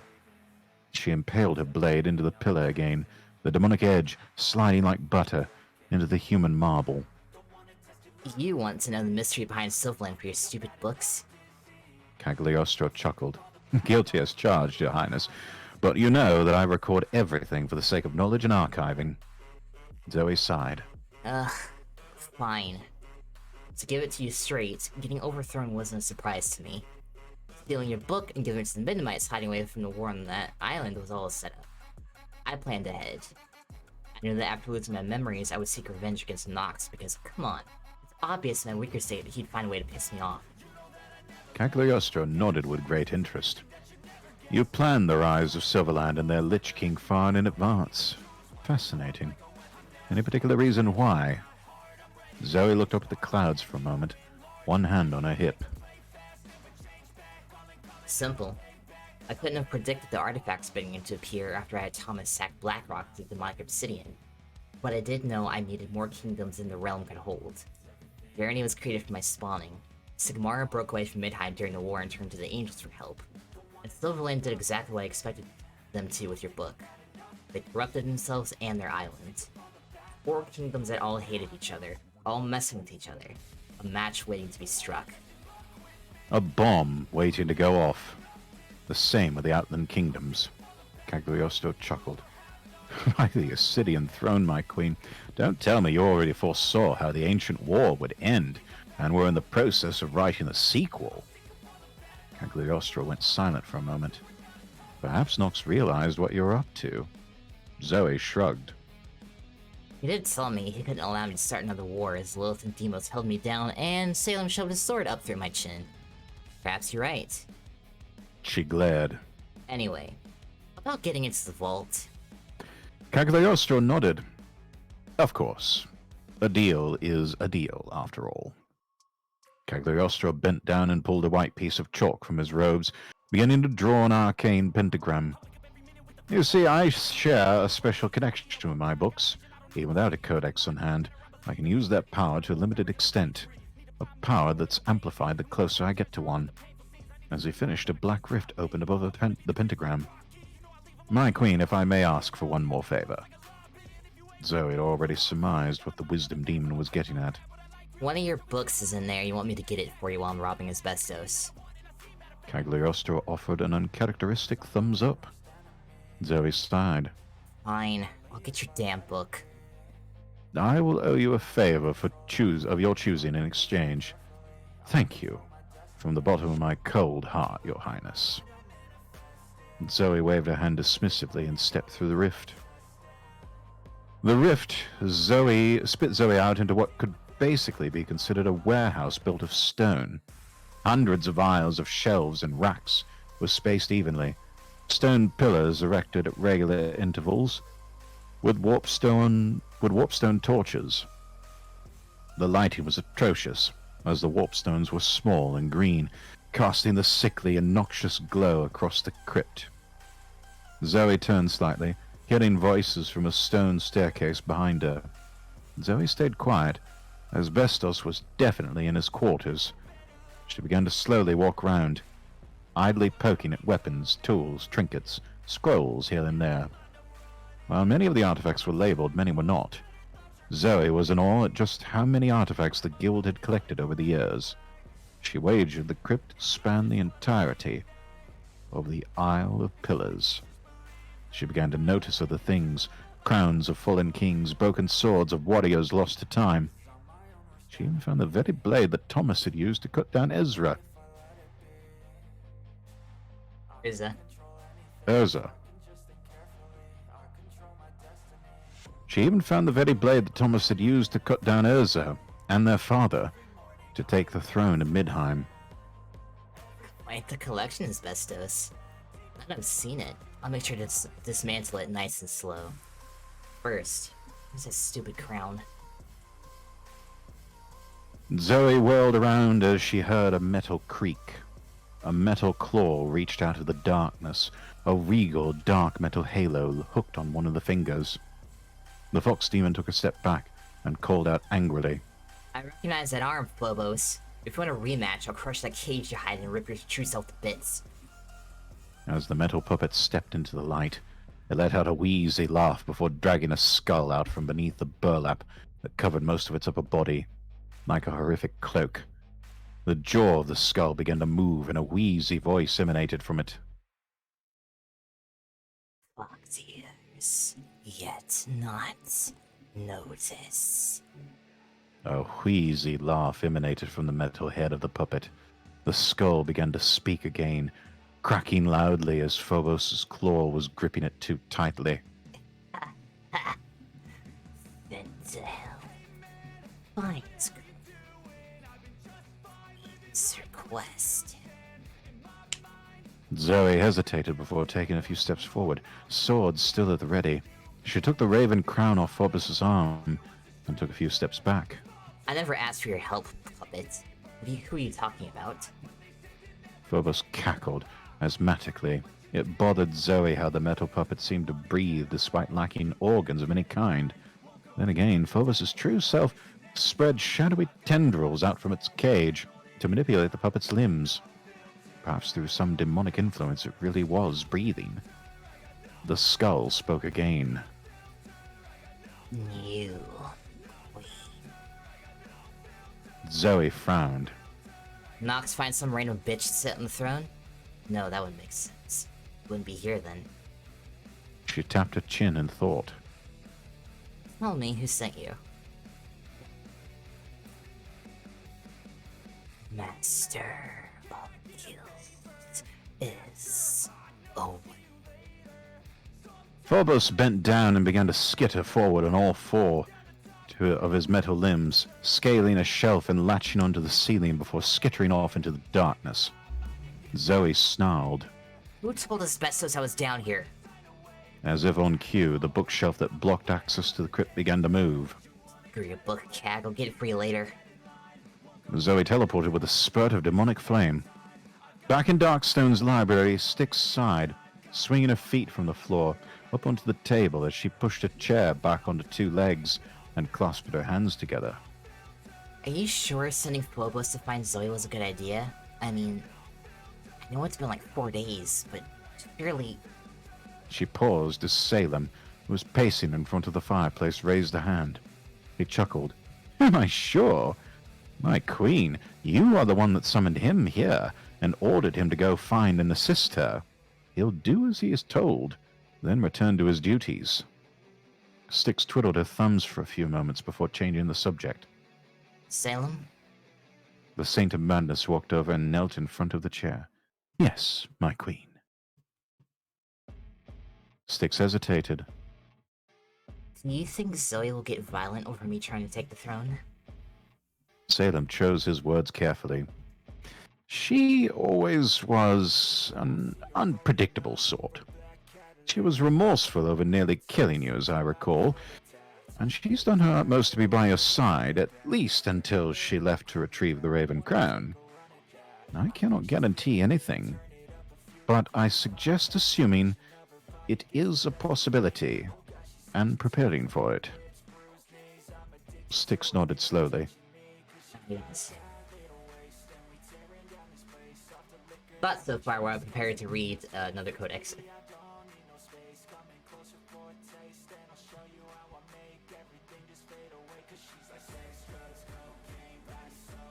X.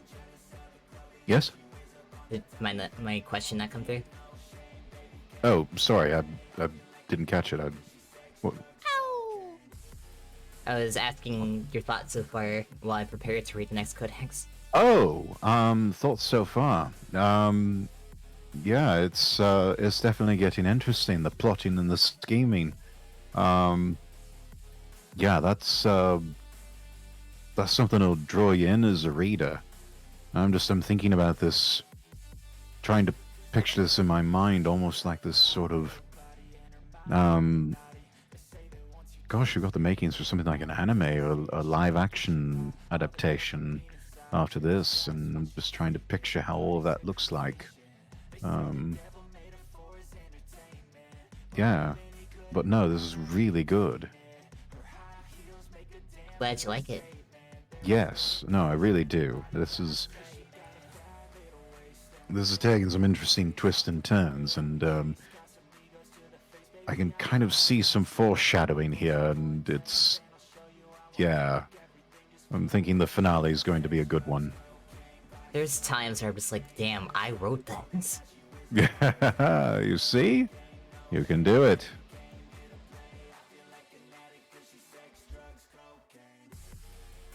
Codex of Knowledge, Ferris. Embodying the ideal of evolution and innovation, the Iron Kingdom is known throughout the Outlands as The Iron Kingdom is known throughout the Outlands as the most technologically superior kingdom.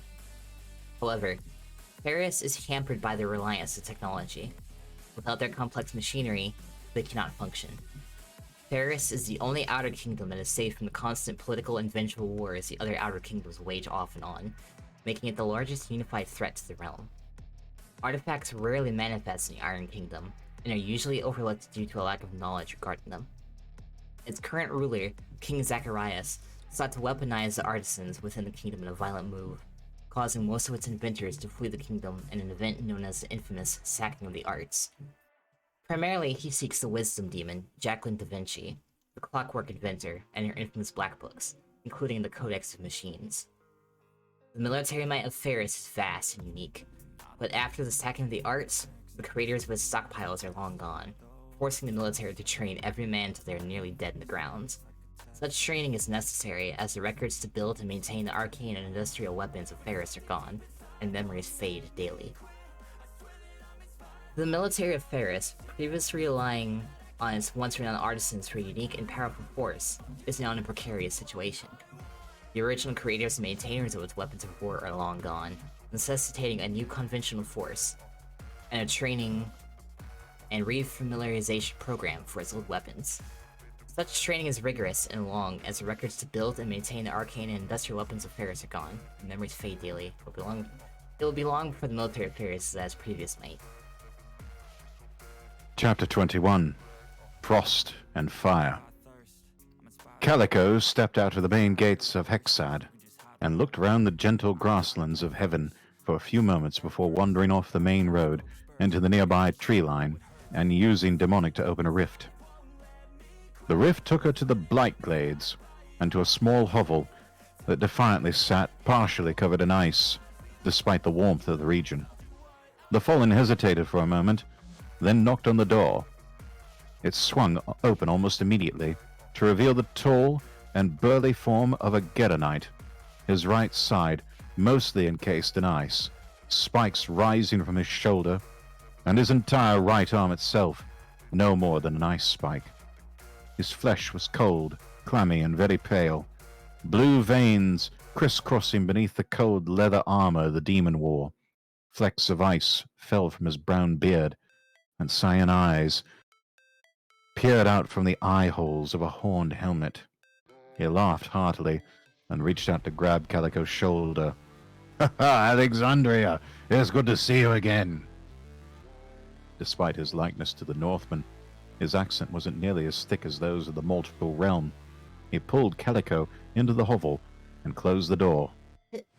Hello, Grimnir. You seem awfully happy today. The ice demon led Calico into the main room where a multitude of shadow spiders of various and interesting shapes sat on a chessboard. Sitting on the floor next to the table and the board was Alana, sewing a blanket with her chitinous lower arms and commanding the spiders with a puppet hand. She waved a tendril at Calico. Mistress.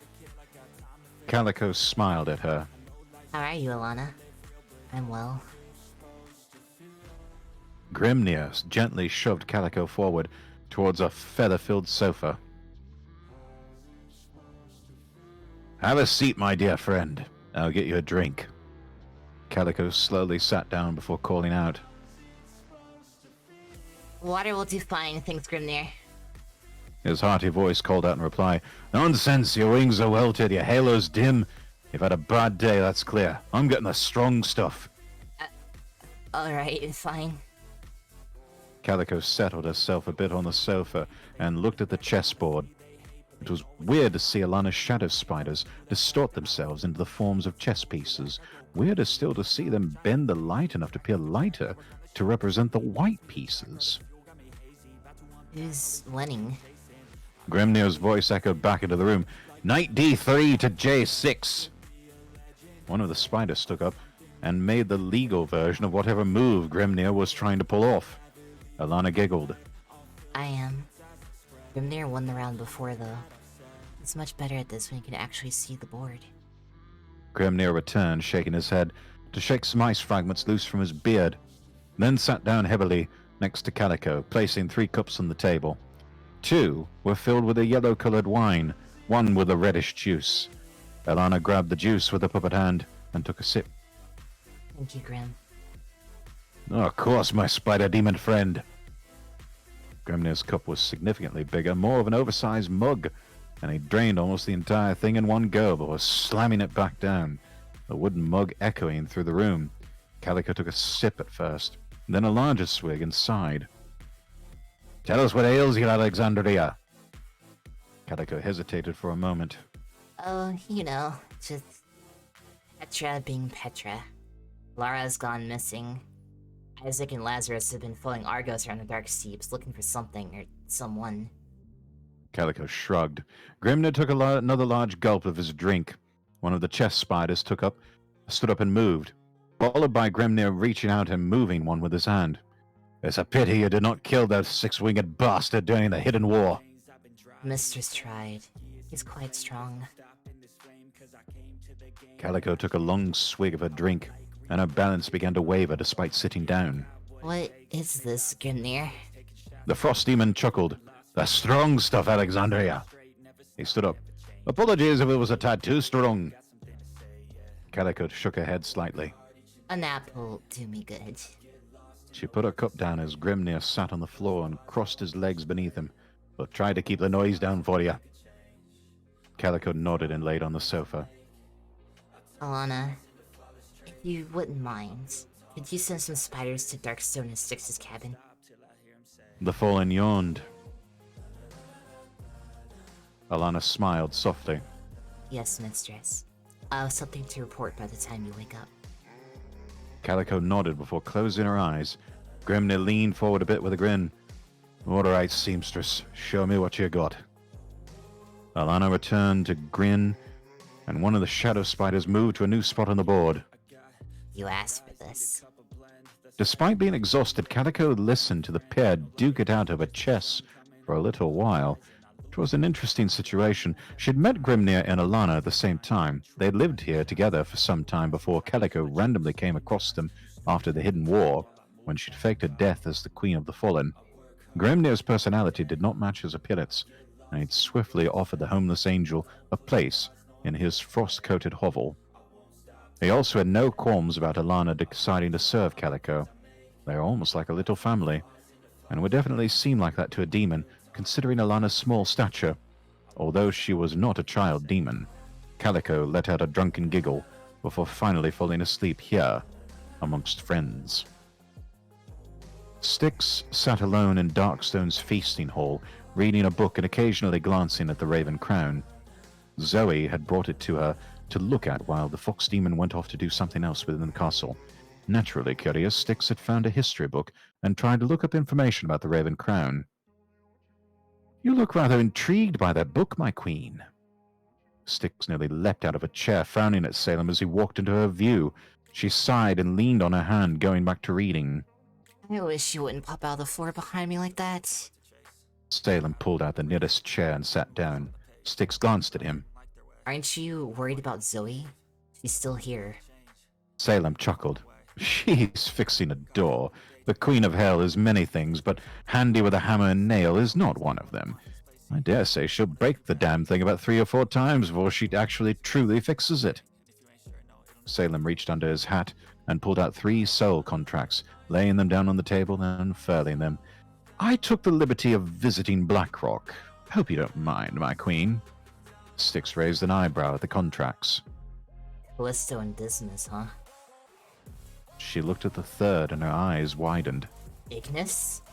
How'd you get his? Salem chuckled. Easy. I told him the truth of the matter.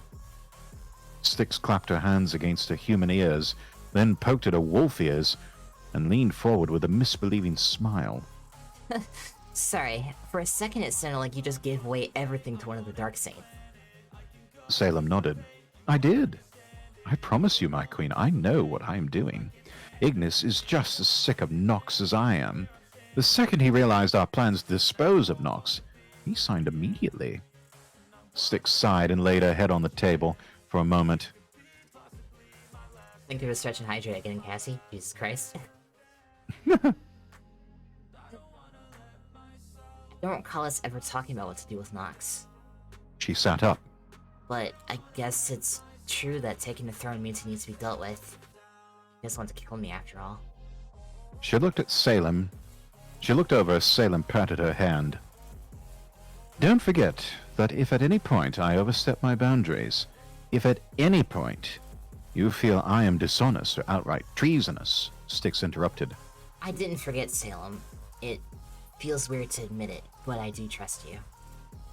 It pleases me to hear that, my queen. Styx glanced toward the entrance of the feasting hall, then took the contracts one by one, igniting each with green flame and feeling her connections to those souls. Tell me, my queen, what have you gleaned from this text? Styx idly poked the raven crown. Rise forged this thing with an angelic halo, yet it's neither angelic or demonic. It also floats and warm. She picked it up and held it above her head where it floated idly between her wolf ears. She had a small giggle. Queen needs a crown, right? She laid it back on the table. You know, I still don't know why Zoe bothered to get it. It doesn't do anything. Salem sat up a bit. Well, I had intended for her to retrieve it before she retrieved Misery's End. While I'm unsure why, she decided to continue with the task to gain the crown, possibly to slight asbestos. Either way, my scheme worked. Styx looked confused for a moment. What do you mean? She stopped and realized. I had always intended for it to be recovered for you, my queen. As you said, a queen needs her crown. Styx gripped the regal halo for a moment. Salem, I'm not ready yet. Salem exhaled softly and smiled. I know, my queen. Fear not. He stood up and pushed the chair back in. It is not my place to ask such things, but if you could get the fox to leave the castle for a day or two, I believe it's time we start working on teaching you how to utilize your aspect. Styx snorted. Your aspect is shadow. How are you gonna do that? Whilst that may be true, I do possess some knowledge. Styx blinked, her eyes regaining their mismatched color of green and purple. She smirked at him and laughed nervously. I do hope you're not going to be the training dummy. Salem chuckled. We'll figure out something, my queen. I must bid farewell for now. I fear if I continue this tardy streak, Nox will hollow out my head and use it as a cup. I began to melt into the ground. May our souls endure and deny all invitation to the river of death. May the river flow with those that accept it. Styx blinked, the grey returning to her eyes. Tomorrow, then. She thought she heard a creak like someone was outside the feasting hall, and a glance confirmed her fears. A shadowy spider sat there. She hesitated, then pretended she hadn't seen it. Shit. Styx was startled out of her thoughts by Zoe manifesting in the room and wordlessly ripping the Watcher's trench coat off. What? Zoe, what the hell are you doing? She gasped as Zoe began laughing and lifted the Watcher off her feet and onto the Hell Queen's shoulders. Zoe started walking. Duck. Styx ducked under the doorway to the hall. And all the time we've known each other, you've never had a bubble bath. So I'm gonna treat you to one. Sounds great. Damn right it does. Styx joined in Zoe's laughter, but deep down it still bothered her that this could all be an act of remorse, and not a true act of love. And that brings us to the 2-hour mark, approximately. Do we want to close it here for now and pick up next week? We can, yeah. Okay, great. So we will continue on next week with Chapter 22, That Which is Broken. hope all of you have been enjoying this reading of The Realm, A Tale of Blood and Souls by Zoe the Demon Fox. Again, please follow us across all platforms here on Twitch, also on Twitter. All of Zoe's links are available on her Twitch page and also on the card that's on her Twitter page. Everything for me is available at lordrexworth.com. That is lordrexworth.com. And on that note, shall we find someone to raid? Yes. Okay, do you have any suggestions? I'll take a look in a second here. Let me close this so it doesn't... If not, I can probably recommend some.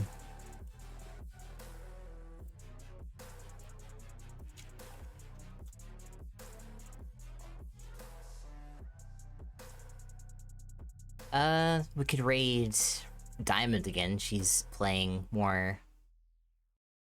Tabletop whatever it is she's RPGs. playing. Alright. Yeah. Let's do that then. Okay. Let me go ahead and set that up on my side. We're going to raid Diamond underscore Parking lot, like I said. Dust underscore 320. And let me also prepare the copy pasta on my end for a most noble raid. And that'll do it for the both of us. I'm not sure what happened to Zoe's VDO, but I think we can still... I closed the thing. Whoops. Oh, whoops.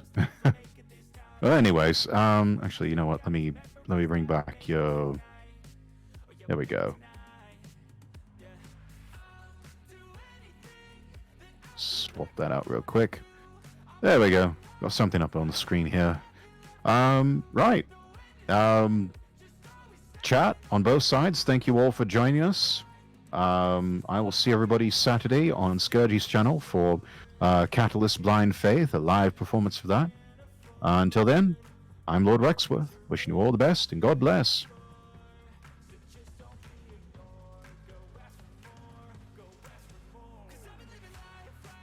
I'll see y'all tomorrow, club patrons. Plan is currently to stream Valkyria Chronicles 4 some more. We'll see what happens though.